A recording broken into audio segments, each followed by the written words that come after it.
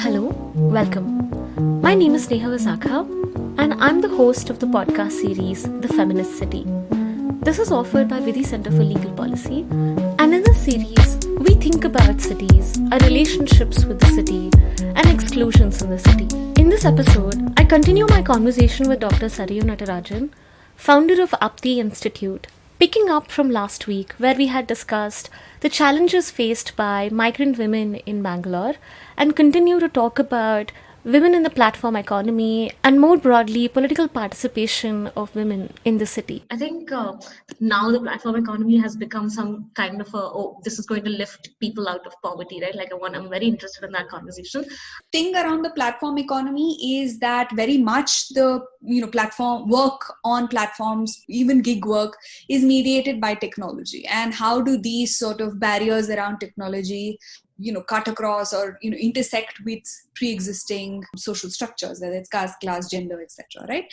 And I think that the answer around this is fairly complicated, because while technology, when there is sort of atomized individual access, does have the ability to provide a range of opportunities, both economic and other, sometimes in the realm of civic participation, there's also the challenge that very many of these barriers entrench the structures that already exist. So women, there's a whole lot of evidence that women do not have access to as many devices and the internet as men do, and this very much follows the patterns of marginalization that you see in society in general. So I think that thinking about platform work and the opportunities / limitations of it and the way it intersects with existing social structures cannot be without also considering who has access to technology and who does not. So that's where that's how I would sort of respond to your question. No, thank you. That makes a lot of sense. I mean, I actually wanted you to talk to me a little bit about the report that Aapti had come out with on the future of work. I mean, I was just going through it yesterday and I was fascinated, primarily because I think you had done a comparison between, say, platform and ride-sharing apps and on-demand services. Could you tell us a little bit about it? Because I have so many questions on this report in particular. Right. All credit to the researcher Shruti Gupta. She's at the National University of Singapore, and she's done a bulk of the empirical work as well as the writing and thinking about this. This research was primarily to understand the experiences of women on platforms vis-a-vis men. So if you think about sort of ride-hailing work, it's primarily performed in public and predominantly by men, whereas personal services like massage, beauty therapies, and those kinds of things are done by women at home. We tried to look at this gendered experience along a few dimensions. We wanted to look at the rating system, and we wanted to look at this broader question of questions of health and safety in the context of work as well, and the sort of gendered experience around it. We wanted to look at these experiences along a few parameters. So there was a range of interesting findings, but what became apparent is the level or the expectation around emotional labor that women have to do, as well as concerns around safety and security. So I think we talked a little bit earlier about what does it mean for women to access, basic levels of safety, security, and this question of invisibility. So if you're thinking about, work that's on a platform that is performed in people's homes, there's a huge amount of invisibility and a greater sort of fear or a sense of security. Now, having said that, what we also found was interesting, and I'm sure you encountered that in the report as well, is this idea that it's not all negative, I guess, in the sense that there's a certain value that the flexibility of platform work offers, particularly for women who also need to navigate within a patriarchal system their responsibilities of home and childcare, elder care, etc. So I think that those were sort of the big things. There's also, of course, the broader questions which are much less gendered, which is a question of surveillance, which is a question of access to, public services for safety and around safety. So women, for example, experience difficulty complaining about instances of harassment at work, whereas it's much more difficult to threaten, or there are, of course, a huge number of experiences in that context as well. well, and platforms have not taken the role of being responsible for the safety of workers in the context of the performance of work itself. But there's a certain, keep coming back to it, not to belabor the point, but to belabor it. Women's work is invisible, and I think that is the big theme about female engagement on platform work. No, absolutely. I mean, I think one of the reasons I really enjoy looking at the report, but I was also struck by something when I was going through it in terms of how it was presented. Because as you noted, while ride-hailing apps are usually dominated by men, on-demand services in terms of this kind of domestic, there seems to be, I mean, often the narrative around platform economy or gig economy is that this is about breaking barriers and allowing people and lowering the barriers of entry into certain fields, right?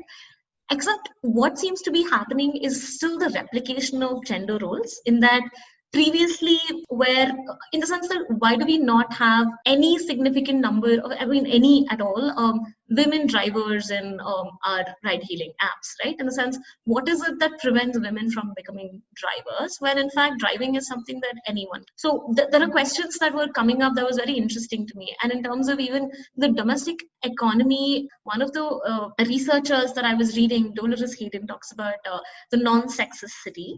In that, she talks about how for a certain class of women, and this she's referring to in the context of America and women sort of entering the workforce during the 60s and 70s and 80s. She says that upper class women were able to go out because lower class women and black women and women from marginalized communities had taken on the role of the domestic work at home. So the ability of certain women in the society to be able to go out and work 8-hour work days was also hinged on sort of the outsourcing of domestic work to women of certain other communities. And so when I was reading the platform economy report, I was just noticing how these kinds of services, whether it's beauty or cleaning or the invisible, the domestic economy that exists is also now becoming part of the formal economy, right? Like it's no longer something that is taken for granted.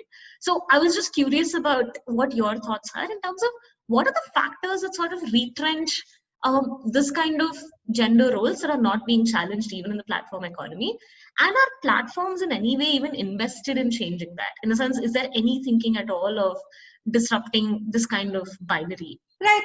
As always, I'll answer the second question first. I think that platforms are invested in enhancing value for their shareholders, as is any corporation, right? And to the extent that it helps to bust the binary, they will, and to the extent that it does not or does not necessarily add any visible value or the costs outweigh the benefits, there is no real sort of likelihood of any kind of investment in changing this binary. Like, why would you do it? Would be sort of, if you think about what corporations are meant to do, they're meant to enhance value for their shareholders, and that's what they continue to do. So I think, it's a bit dry, it's a bit hard. I do think there are some platforms that contemplate the gender question more, and I think the unfortunate aspect of that, I guess, is that it's very much in the realm of corporate citizenship rather than necessarily anything that's either mandated by law or something that's driven by the inherent need to do the right thing. And I think that there needs to be a little bit more of a debate on how, on A, what, and B, also how these might be more naturally incentivized. So I think there's something to think about there. I think on the roles of gender, I think this also goes into some of the broader debates, literature, conversations around why capitalism and patriarchy are very much tied together. It does benefit the corporations, the entities or the platforms that allow for this matching process to happen, for women to do certain kinds of work, etc. So there's, that dimension of it. And the second dimension that you alluded to is the ability of women to be able to, go out, built on the labor of the work of other women. And I think that the interesting thing for me though here is, and I'm sorry if I'm slightly deviating from what you brought up, the interesting thing for me about this is that some of what the platform economy does, which is breaking down work formerly invisible into bite-sized pieces, is that it's starts to place a value on it, in the sense that it is quantified, can be a part of the GDP calculation, if you want to go down that path of thinking about this from a macroeconomic perspective. So I think there's something there about what it can do for gender and women in the economy. But I'm much more hesitant about its ability to empower women, because a lot of what empowers women is not necessarily being a part of the platform economy, but sort of having access to safe workspaces, the ability to navigate it, and of course all of the social issues that inhibit female participation in this workforce. So I think that it's more complicated than just the economic question around female participation. That makes a lot of sense. I think one of the things that was striking me even in this question is that before I just move on to just the platform economy itself, as you mentioned, because often it's not just about the ability to work, it's about whether that's actually empowering women in their homes and giving them the kind of economic independence to be able to, live life on their terms and these kinds of questions. What I'm curious about is one thing that we've not touched upon so far is, say, just the presence of gender minorities in the platform economy. Is there any presence of, say, people from transgender communities or people who identify as non-binary, etc., who have any presence or participation? Have you, in your work, come across this aspect? Because I haven't read about this so far, so I was just interested in what you might be able to tell me about. This. Sadly, that's my experience too, and this is probably my own failing. I have not encountered any literature on this as well, so I can only imagine and I can speculate, but I don't think there is participation from gender minorities in the platform economy, and I don't know if there's even evidence of how this experience might be or what the rates of participation are. And I think this goes to your previous point in a certain way, that platform work deeply entrenches the gender binary rather than crashing it or breaking it down, because in a certain way it is harder for gender minorities to navigate certain kinds of workspaces in the absence of fairly well thought out policy protections. So I think So the last thing that I wanted to discuss about the platform economy itself is a bit of the nature of the platform economy, because I think multiple things have come up in COVID, right? Like I think a lot of attention has been paid, not only to migrant workers, but also to the way gig workers have been functioning in this culture. One of the things that stood out for me when I was reading your report was a particular sense of this complete dependence on the algorithm and the app in order to access work, so much so that even though there were women workers who were saying that the flexibility was really important and helpful, they would also have to take certain work or not take leaves, because if you do that, your ability to get work through this app becomes reduced. There seem to be multiple factors. I would encourage everyone listening to go check out this report, because it was really, really interesting for me to read it. But I was just curious about what this is also doing for the nature of work itself, in that things that I think previously somebody could have taken for granted, that there would be this entire workforce that is working without basic labor protections. So I was just curious about what I would love to know your thoughts about that, because I think you've noted this in the report as well, about incredible challenges that workers face in this economy. Absolutely. There are a couple of dimensions to it, right? There's the surveillance dimension, which is that every moment of your work day is surveilled through the technology. So it's both the physical act of doing the work as well as sort of people's responses. So if, for example, you have a bad day at work, or you have a negative experience, you can navigate an interpersonal relationship without being surveilled. But imagine now that experience is reduced to a rating, and you have to, your entire emotive connection with the person that you work with is reduced to some rating, and different people have different approaches. There's a huge amount of subjectivity to it. There's that aspect of having to navigate work, and consequently, when you're reducing like emotional aspects of work to quantifiable things, there's also a huge amount of emotional labor that people have to do, and particularly women have to do around this. So there's that thing to think about. I think there's another dimension of it is the sheer invisibility into the way the algorithm works, right? There is no there's not enough information that is available as to why somebody is rejected for work, why certain ratings are weighted a certain way, and what that actually leads to is a whole range of perceptions. We did actually around this report, and thank you for encouraging people to read it. I would also say the same. We actually did a little activity when we brought people together to discuss this report, where we were like, please put down your Uber ratings, right? And on a chart we had a range of people put down their Uber ratings, and people had a range of ratings from 4.8, 4.9 to like 4.4 to 4.1 on 5 stars. What we learned from drivers is that at 4.5 they typically get a warning, and at 4.2 you're removed from the platform and you need to navigate a human process in order to get back on, or to be re-enabled or re-enrolled onto the system. And in the conversation we were like, if you're at 4.5 you're warned, but there were a couple of people who had a 4.1, and we were like, you should leave this room theoretically. And so that was a difficult conversation to navigate, but nobody really knows, and this is something we gleaned from empirical conversations, as in sort of interviews and conversations, and we don't know for a fact that this is precisely implemented in all cases, right? So we don't know that in all 4.5s that you receive a warning, or all 4.1s or 4.2s you're asked to leave the platform.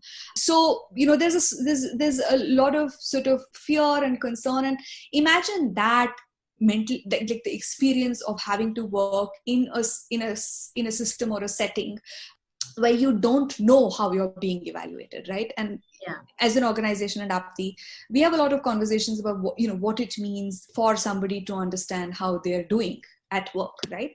And a lot of this it's dynamic, it's navigated, it's an interpersonal conversation, whereas here you have no idea. Like you could get a 2-star rating. It could actually be a finger mistake, like in the sense that I could put 2 stars by mistake, and you could get offboarded, and then you don't know, and you have no ability to sort of navigate that situation. You have no feedback, like you wouldn't get any feedback on how and why you do something, and I think that is a hugely disempowering, hugely terrifying process. So I think thinking about what working conditions mean, and of course, and this is true of both ride hailing as well as other kinds of platform work, right? So I think there's that.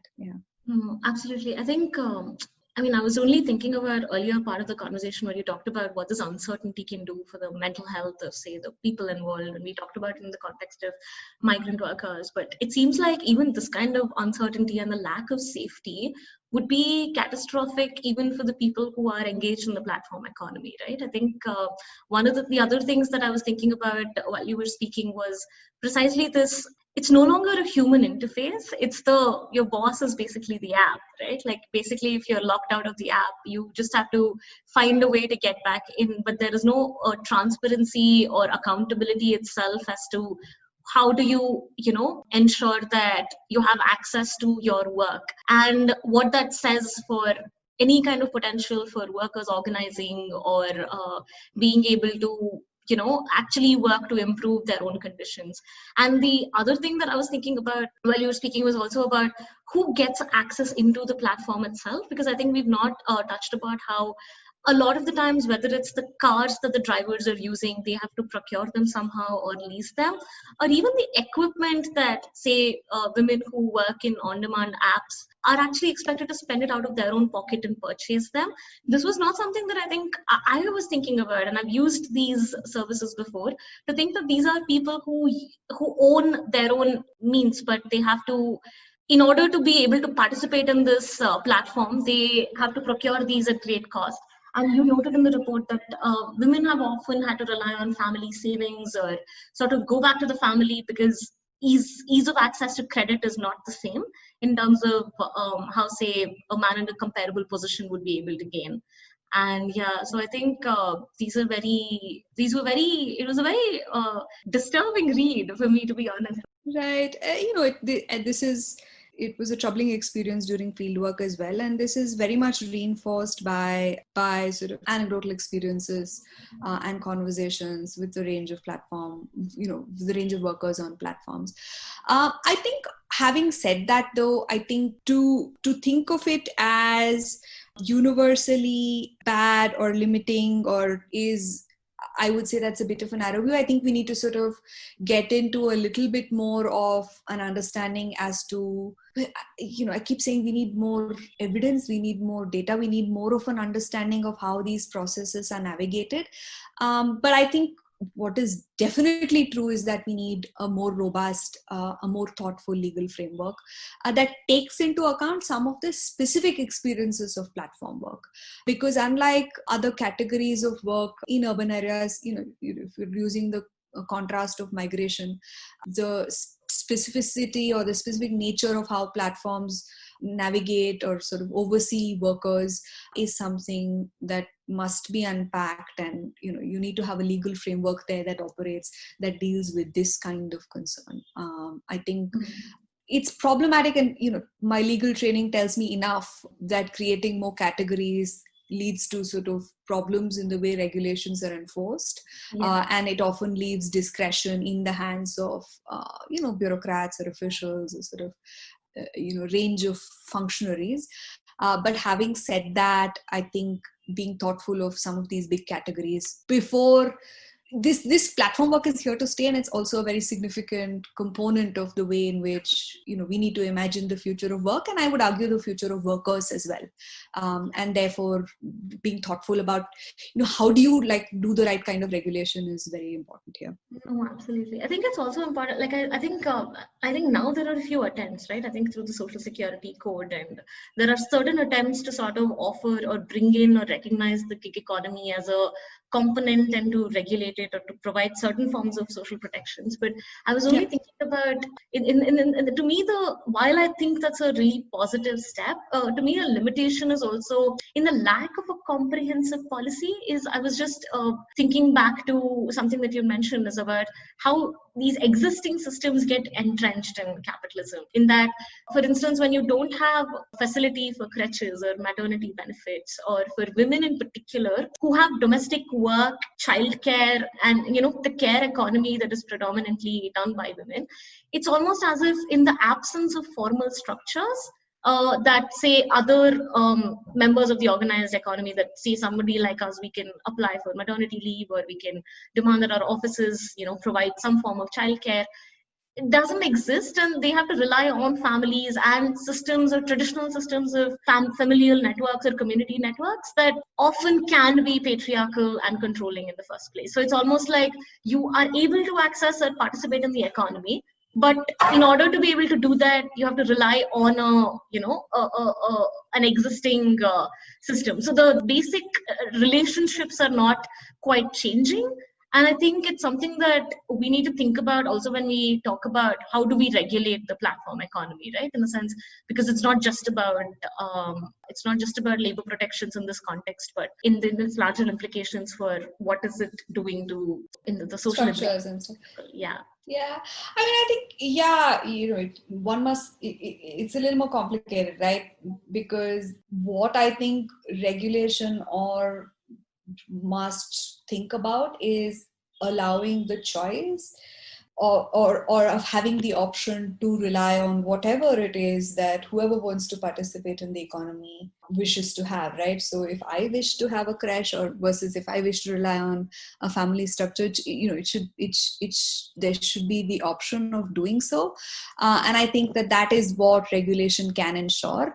And I still think that it shouldn't be the situation that you only have to rely on a potentially problematic social setting in order to be able to access the economy. So there's a delicate balance there that must be navigated in the context of thinking about regulation, particularly paying attention to this question of gender. Yeah, no, absolutely. I think we can, this is a topic that I think has endless dimensions, but I think I'd like to sort of talk about elections a little bit, about political participation, because one of the things that I was looking in my research is that the way in which you can ensure that gender is thought about and included is one of the ways in which that is often advocated is participation of women themselves in the political processes, whether it's at the local levels or at the city and the state levels.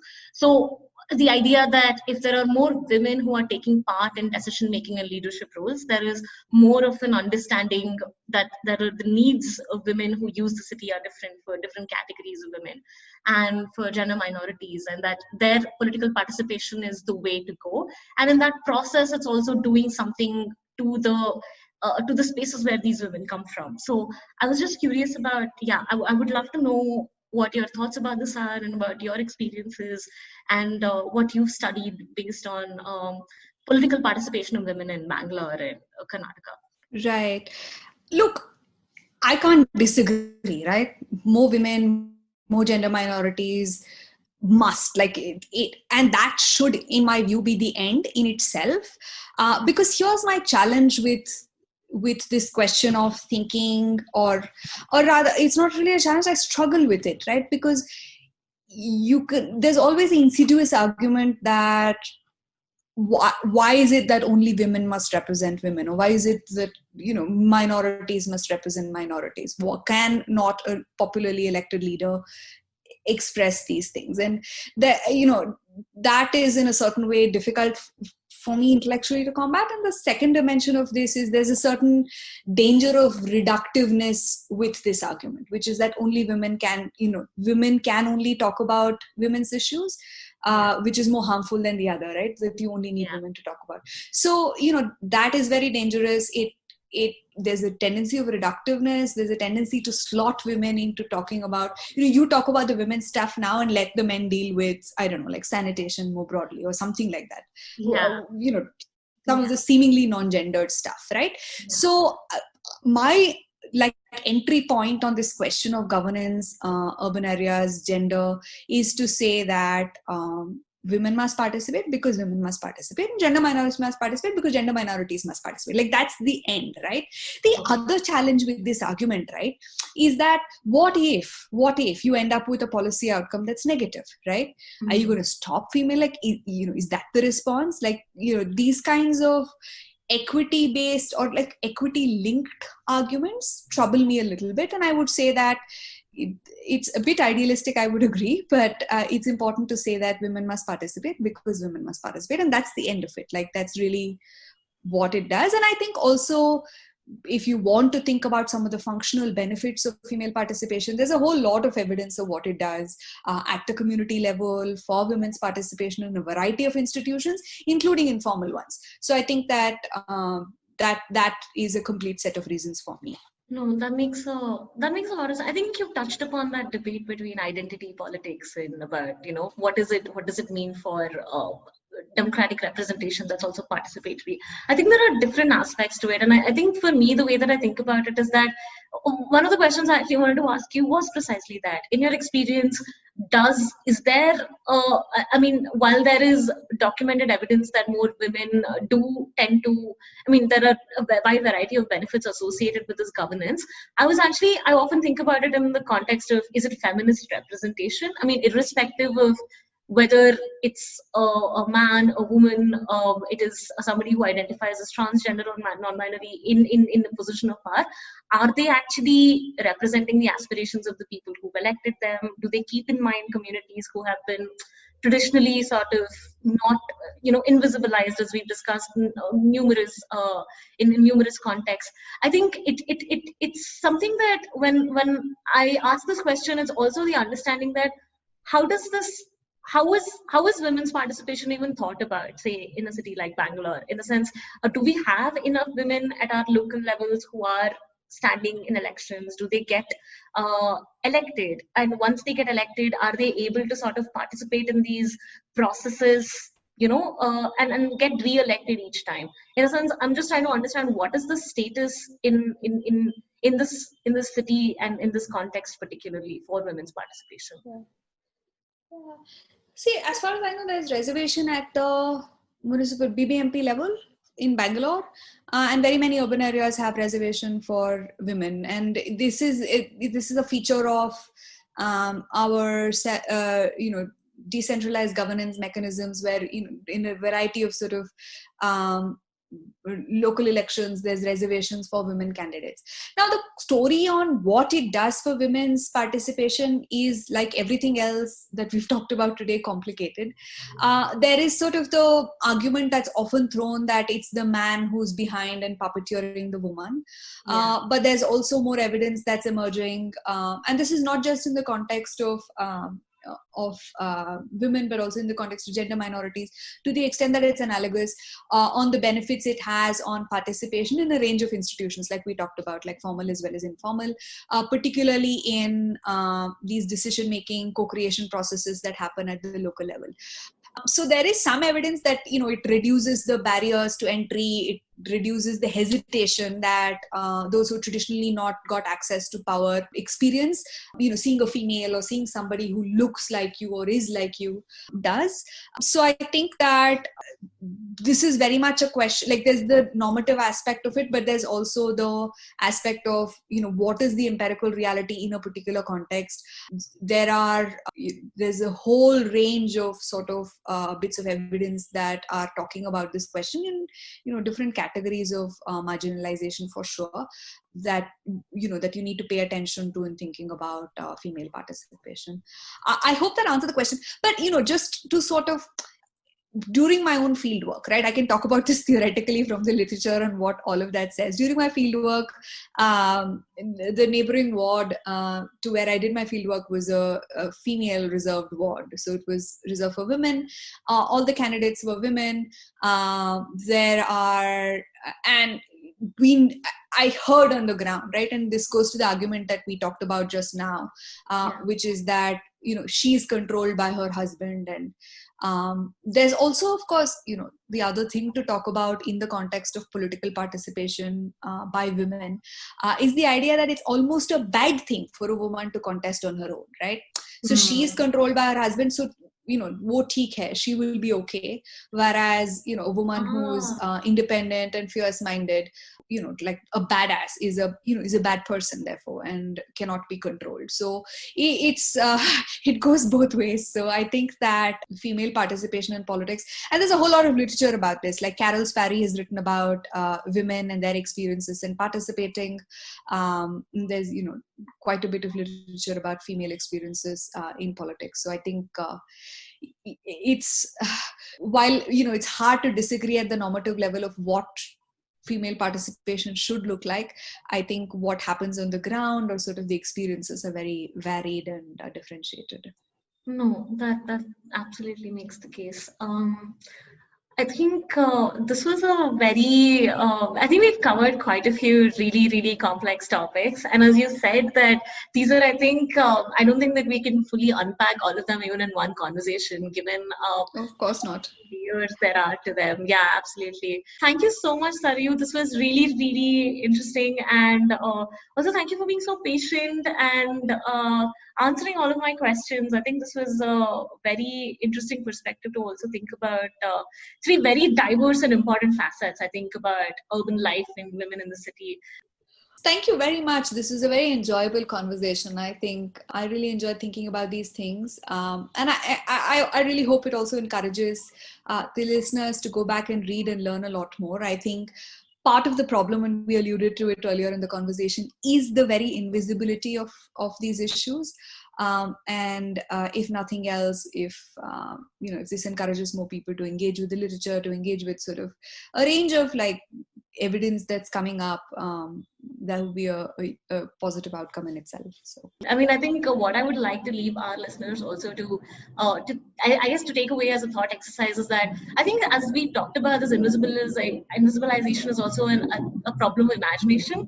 I think every time we read about an issue about the city, I think it might be important to just take a step back and think about whatever this problem is on its implications with respect to gender or with respect to caste or class, and something that the problem itself is not explicitly stating.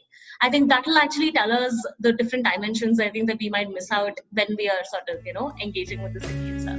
That concludes part 2 of my conversation with Dr. Sarayu Natarajan. Next week, I'll be speaking to Dr. Naveen Bharati about his work on caste and religion-based segregation and housing in Bangalore. If you're interested in the readings that we discussed over the course of the episode, you'll find them in links below. Do follow our channel in order to keep track of upcoming episodes. And if you're listening to this for the first time, do check out our previous episodes as well.